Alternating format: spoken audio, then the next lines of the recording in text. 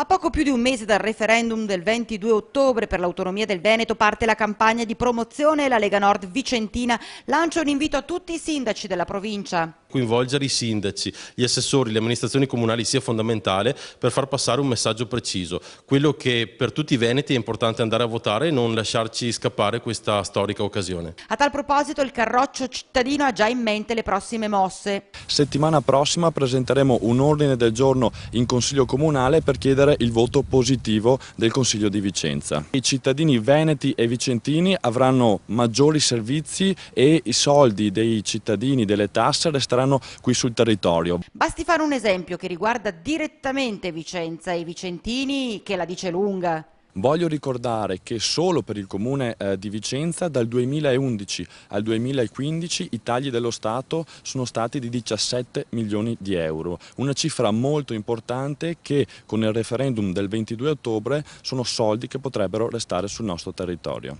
E garantire servizi e soprattutto elementi legati al sociale. Sì, assolutamente. Abbiamo visto come le crisi delle banche venete in questo territorio hanno colpito molto duramente. Il tema dell'autonomia, il referendum dell'autonomia e quindi il 22 ottobre diventa una data importante anche per dare risposta a queste persone.